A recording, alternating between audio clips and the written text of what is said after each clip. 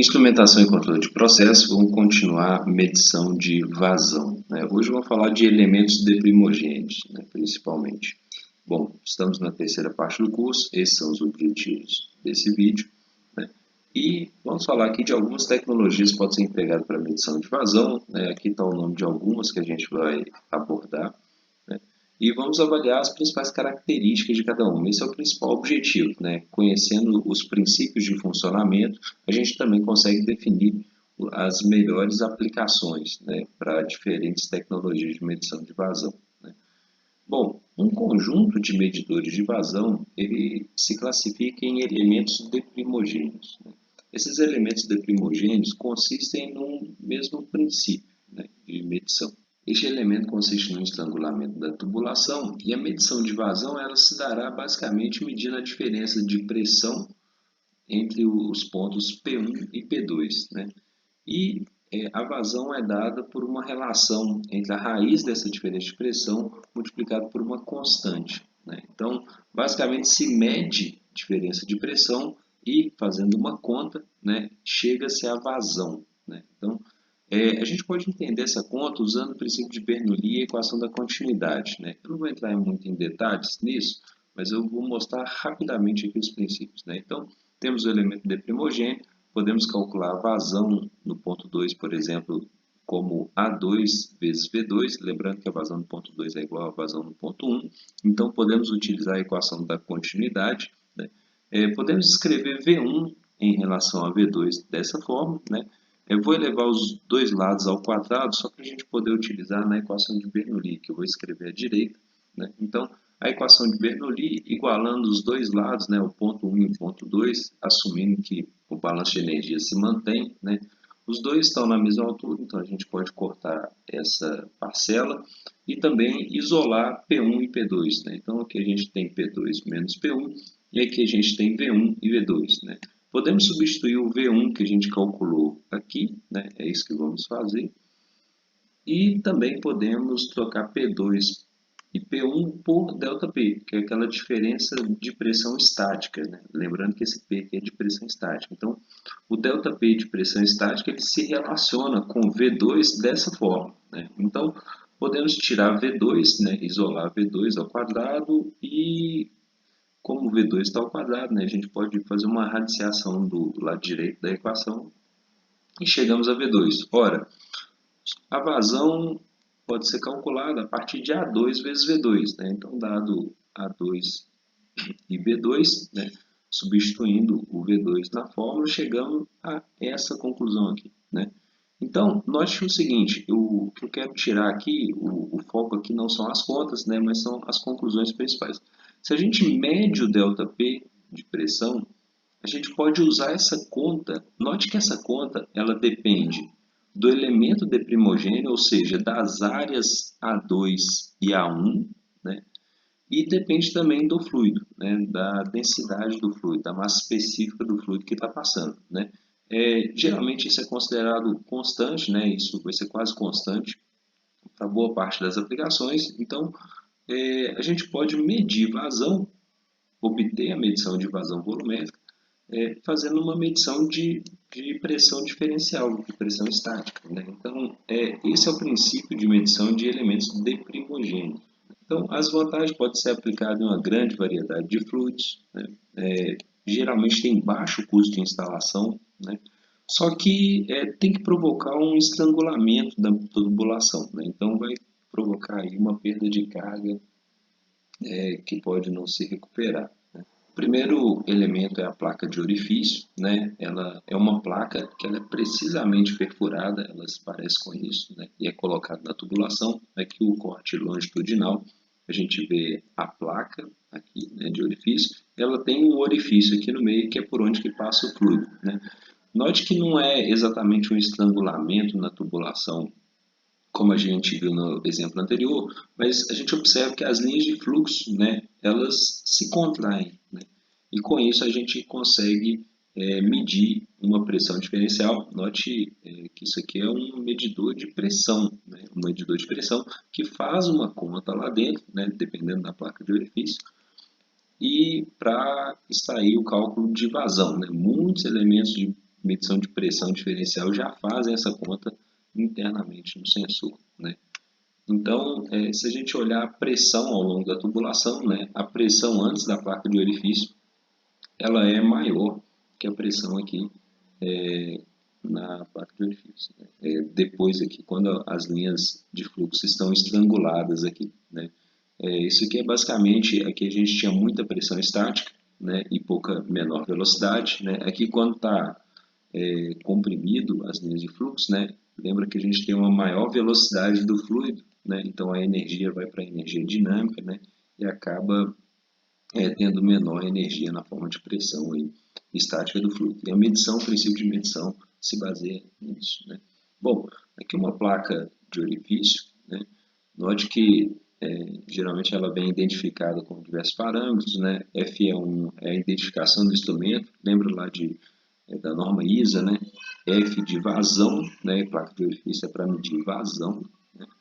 E E de elemento primário, né? O elemento primário de medição é a placa de orifício, né? Então, tem o diâmetro da tubulação, o diâmetro do orifício, né? Que é o diâmetro por onde que passa o fluido, o ΔP de pressão, né? Que a montante é jusante, a espessura do flange, 1 polegada, a classe de pressão que aguenta, né? E o tipo do material. Note que o bordo dessa placa de orifício, né? Esse geometria aqui do orifício propriamente, ela tem que se manter muito em condições perfeitas, assim, em condições muito bem estabelecidas para não alterar aquelas linhas de fluxo, né? Ou seja, essa placa a gente não pode fazer ela com material corrosivo, por exemplo, né? Geralmente vai ser um material inoxidável, né? Um tipo de aço aí que não oxida facilmente, né? Que, por exemplo, esse aqui é um desses tipos, né?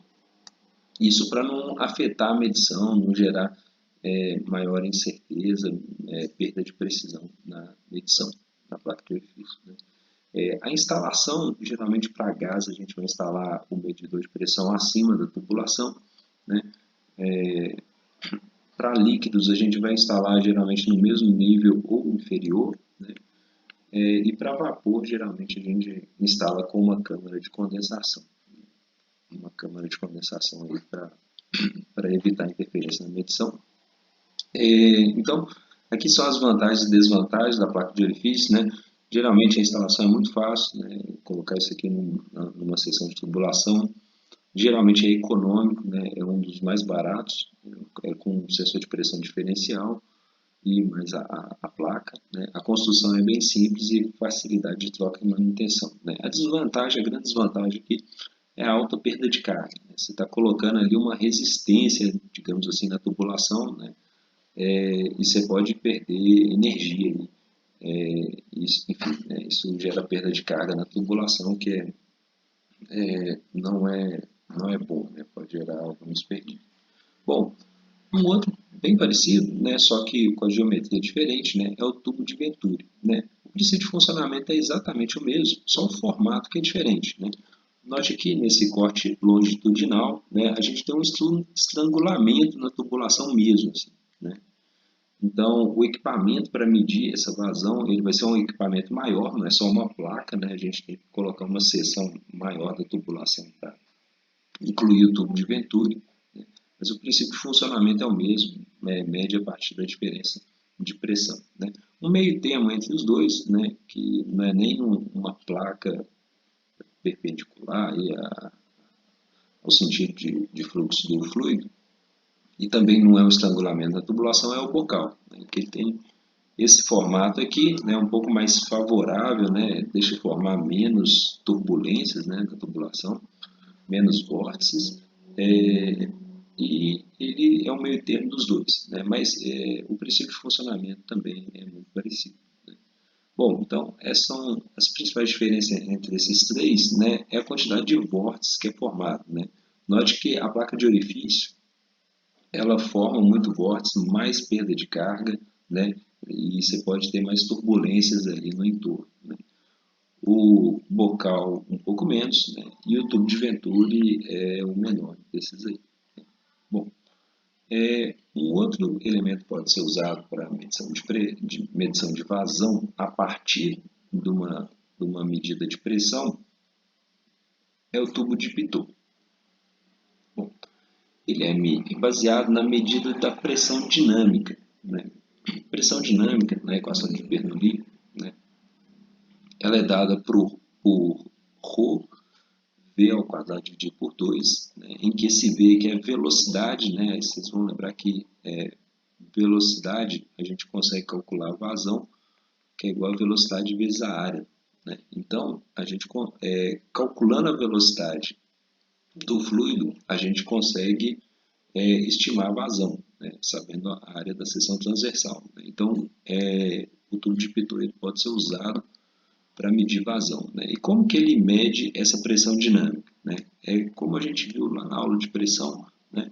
Pressão dinâmica ela é a pressão estática menos, aliás, a pressão total, né? A pressão de estagnação, menos a pressão estática, né? Então, a soma da pressão estática mais a pressão dinâmica é a pressão total. Então, eu consigo medir a pressão total fazendo uma tomada de pressão que vem no mesmo ângulo, né, do sentido do fluido, né? Então, o fluido ele tende a entrar aqui nessa tomada de pressão, né? E o tubo de Pitot ele mede também a pressão estática, né? Olha essa outra tomada de pressão aqui, vou destacar agora, né? Ela está a 90 graus do sentido de escoamento do fluido, né? Então, olhando aqui para o sensor, no meio, aqui uma vista de frente do sensor, né? Esse aqui é redondo, né? Aqui um corte longitudinal, aqui um corte transversal, né? No meio a gente tem a pressão total e no bordo aqui a gente tem a pressão estática, né? Então, medindo a diferença entre essas duas pressões, a gente mede pressão dinâmica e consegue calcular vazão, né? O tubo de Pitot ele é usado até em aviação, né, para calcular velocidade do avião com relação ao ar, né, que ele está passando, né? Então, ele consegue medir escoamento tanto dentro de uma tubulação quanto escoamento externo, né, o quanto que é a velocidade de um veículo aéreo, por exemplo. Bom, note que a medida do tubo de Pitot depende da velocidade do fluido, né? Vai medir pressão dinâmica, né? Então, se a gente tem um perfil de velocidade muito alterado, né, e a gente medir só a velocidade no meio da tubulação, isso não pode representar, pode não representar bem o escoamento médio aqui, né? Note que se o tubo de Pitot estiver no meio da tubulação e estiver no cantinho, né, a diferença de medição pode ser muito grande, né? Então, uma forma alternativa, né, é o tubo de Pitot de média, né? Na verdade, o princípio de funcionamento é o mesmo, só que ele tem mais tomadas de pressão, né? Tem mais de uma tomada de pressão em que a gente consegue ter uma medição um pouco melhor, né? Especialmente quando a gente tem um perfil de velocidades muito diferente.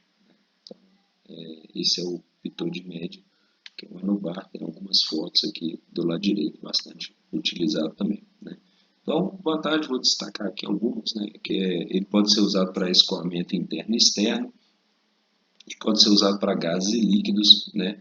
E o perfil de escoamento pode prejudicar a medição, né? Se esse perfil fica alterando, etc., né? Pode de alguma forma alterar esse cuidado, tem que tomar no uso de um tubo de Pitot. O outro medidor é o medidor de área variável, né? É o rotâmetro. O que acontece? Ele é muito utilizado para indicação de vazão, né? Ele é composto por uma escala graduada, né? Note que aqui tem uma escala graduada e um peso, né? O peso aqui pode ser visto na foto e aqui também a escala graduada e o peso, né? A ideia é que esse peso vai entrar em equilíbrio com a vazão, né? A vazão aqui vai provocar uma força aqui no peso no sentido para cima, né? E aí ele vai entrar em equilíbrio com a gravidade, com o peso do flutuador, né? Então, o funcionamento é o seguinte: quando não há vazão, esse flutuador fica lá embaixo. Quando não há vazão, só tem o peso, né? Então o flutuador fica mais embaixo na tubulação, indicando o zero de vazão, né? Quando a vazão aumenta, né, isso aqui cria uma força de arraste, né, que vai movimentar o flutuador para cima, né? E essa força de arraste, ela vai entrar em equilíbrio com o peso. À medida que isso aqui sobe, né, note que a seção transversal, por onde passa o fluido, né, que o fluido vai passar para cima, ele vai passar por essa seção transversal aqui, né, por essa área que eu estou destacando aqui de vermelho, né? À medida que o flutuador sobe, essa área aumenta, né? Essa área aumenta. Note que as paredes aqui do rotâmetro, né, ele tem esse formato aqui inclinado, né? Não são dois bordos paralelos, não. Né? Ele tem um formato de cone, aí, mais ou menos, né? E então, à medida que ele vai subindo, né, a tendência é que ele pare em alguma região de acordo com a vazão que está passando do fluido ali, né, pela força de arraste. Ele é muito utilizado para indicação, como eu disse, de vazão, né, aqui uma aplicação industrial, aqui até em hospitais, né, para vazão de oxigênio, né, o pessoal costuma ver um rotâmetro desse, né, às vezes com um flutuador diferente, uma bolinha, né, ou para alguma indicação até com um ponteiro também. Bom, esses são alguns dos medidores de vazão. Até a próxima.